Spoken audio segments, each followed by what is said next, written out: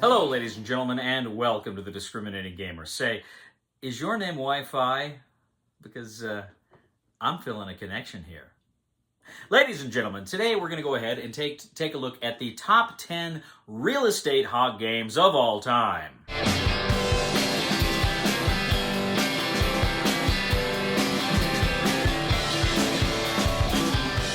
We'll get back to the review in just a moment. I want to take a minute to ask you to check out my other channel, that is Cody Carlson, PhD, where we talk about history, books on history, military history. I even post some of my lectures for my classes on there. Please check that out. Please subscribe to that channel. And now, back to the review.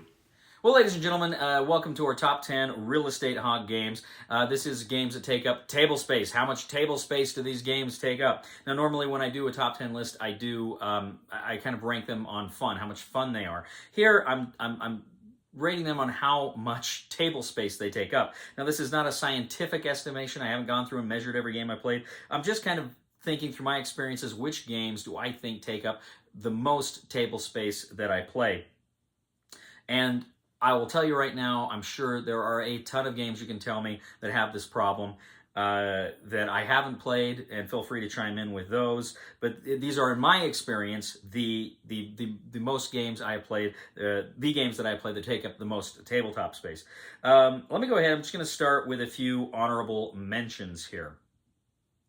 Batman: The Dark Knight Returns. Now, Batman: The Dark Knight Returns is a solitaire game, and it's just massive. And you've got books, rule books and scenario books that are just huge, that you got to have them out. You've got, of course, various tokens you've got to have out, various dice you've got to have out, various minis you've got to have out. A lot of these things are off board until they're not. So, I mean, there's just a ton of space for that one. Battlestar Galactica, the board game, that's a pretty big one from FFG. A lot of cards, particularly if you're playing like with the Pegasus expansion, which I usually do. A lot of minis, a lot of, everybody's kind of got their own space here and cards that they need for that.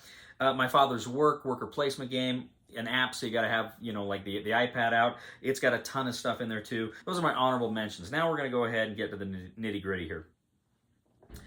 Number 10 is a game that is right behind me, actually. Nemesis, if you can see it there. Nemesis is just massive. It's from Awakened Realms. It's got a ton of components, a ton of minis, ton of cards, and, you know, I played this. I don't have a very big table here in my apartment. I played this on my table, but I had to have stuff on the counter, and it was just a massive experience. It barely fit on my tabletop as it was, and it's just, stuff is everywhere, but a great game. Great aliens game, even though it doesn't have the IP. Great thematic game, but man, stuff everywhere. So that is number 10. That is Nemesis. That is from Awakened Realms. My number 9 is a civilization building game, and they just came out with the Mammoth Edition, which means they included all the expansions and everything. It's a big box, it's a heavy box. This is Clash of Cultures from WizKids.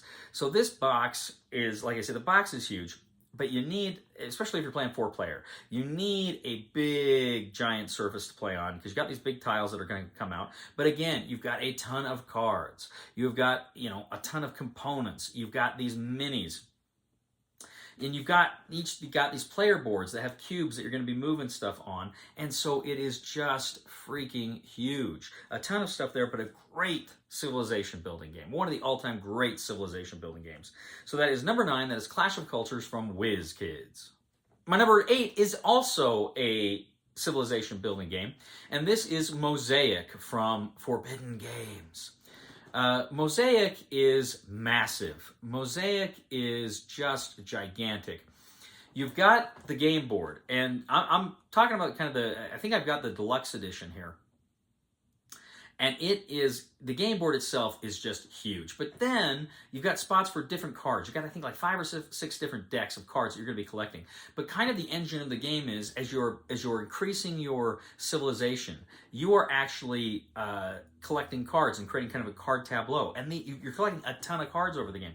So every player's got to have a massive amount of space just for their card tableau. And then you've got a player board, which is you're tracking stuff with minis. And you have all these different currencies in the game. And you got ideas and like wheat and stuff. And so you've got all these different things that you're using for currency. So really the game is massive.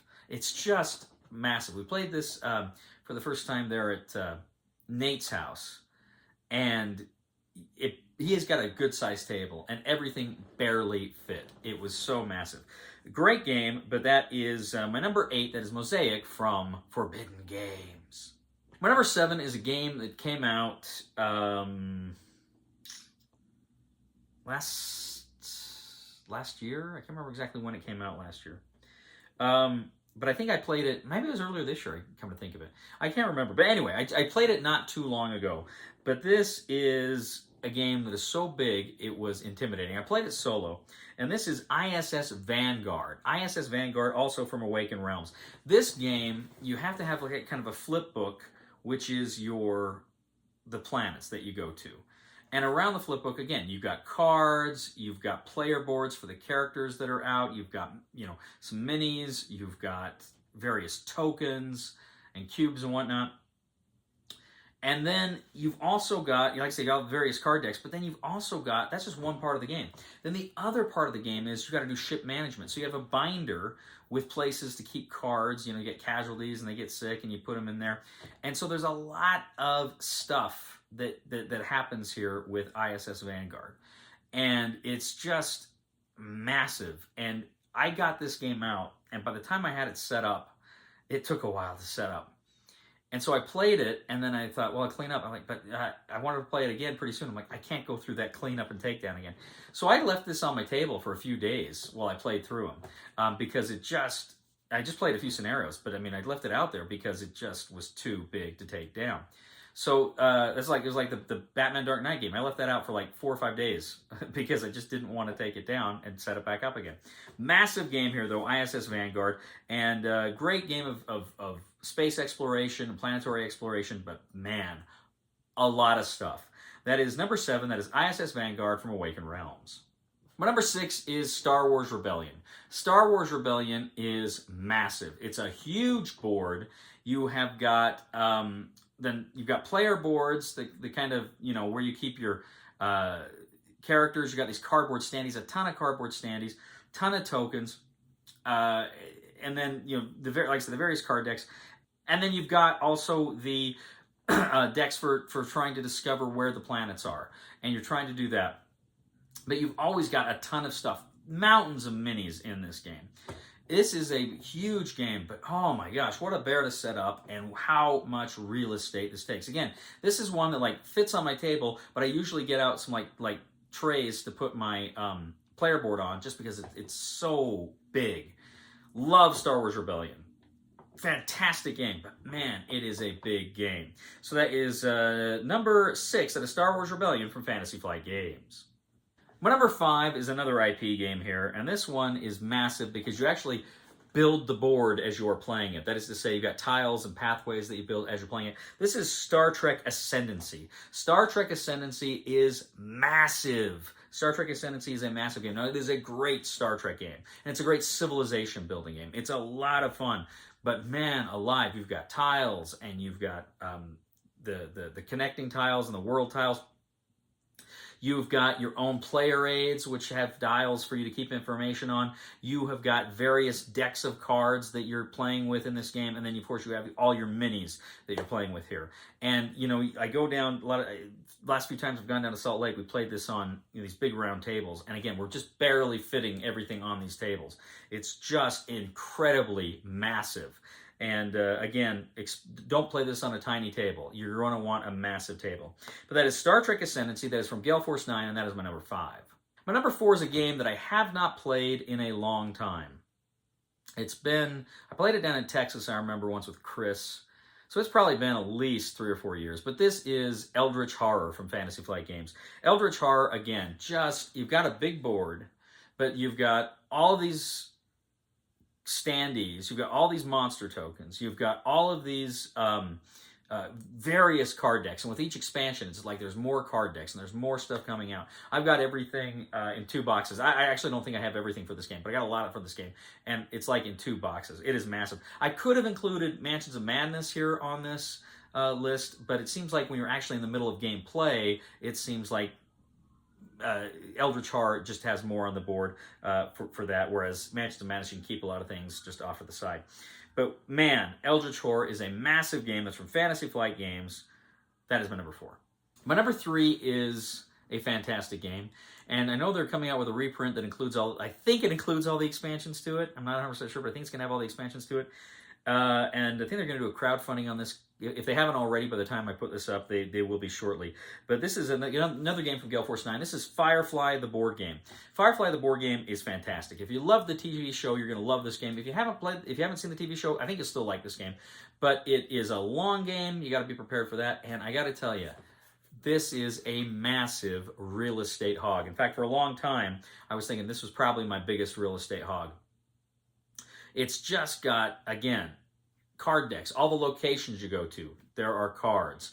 There are cards for the crew members and all those sorts of things. You've got your own player card for your ship. You've got, of course, some of the minis on the board. But tokens galore, money, what have you. And it's just a massive, massive undertaking here playing Firefly, the board game. I love this game so much. Man alive, get a big table. So that is Firefly, the board game. That is number 3, and that, again, is from Gale Force 9. Now, my number 1 and 2, again, if you're a fan of the channel, you probably know what these are. You probably know what these are coming up here. Number 2 is Twilight Imperium 4th Edition. And this could have been number 1 easily, but Twilight Imperium 4th Edition is just massive. The board itself with the tiles that you construct is not that big. It's about standard size. But then you've got just tons. Each player has just tons of minis. And then you've got your own player board. And then you're going to be collecting tons of cards. And then when you get worlds, you get cards for all the worlds you control.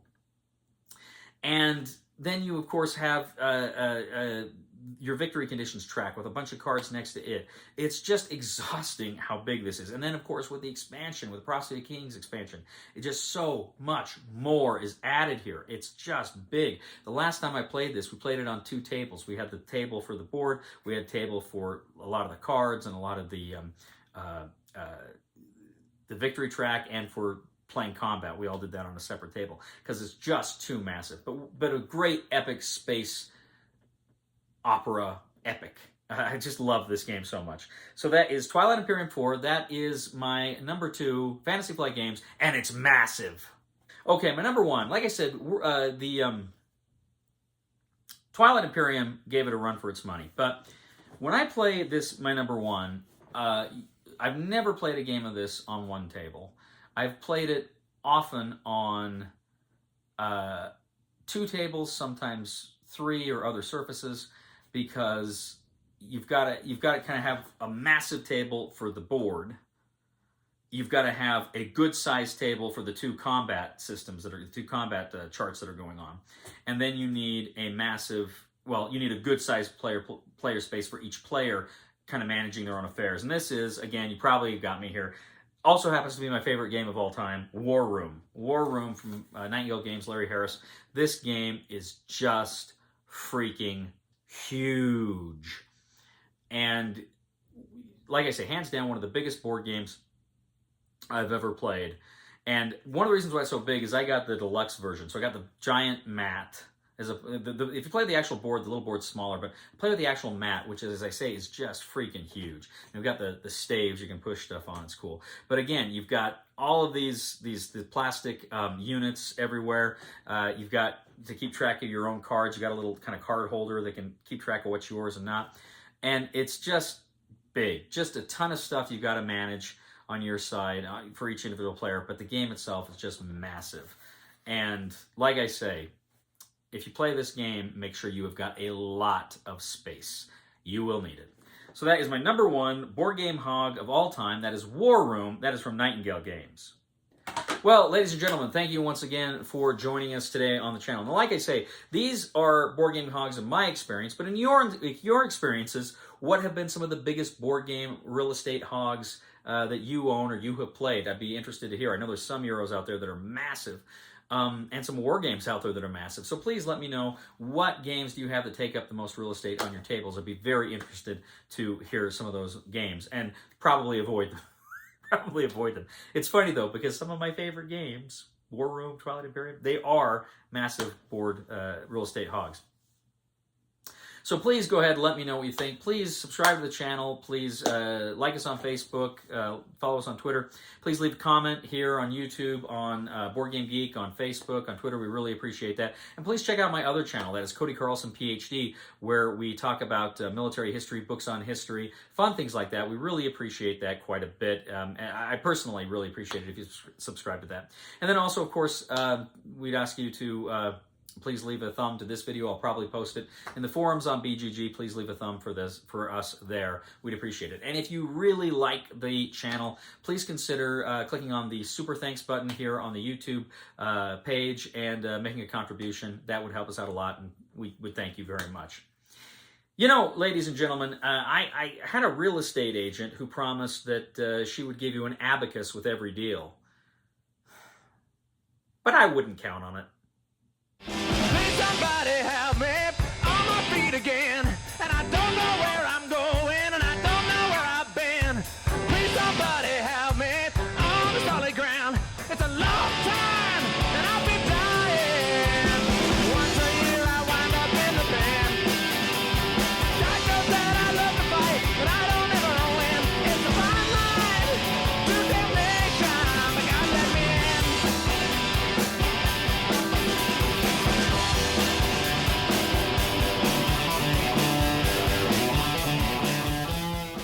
Okay, so that's 4. Ah! You're flying in reverse space. What do you expect, you douche?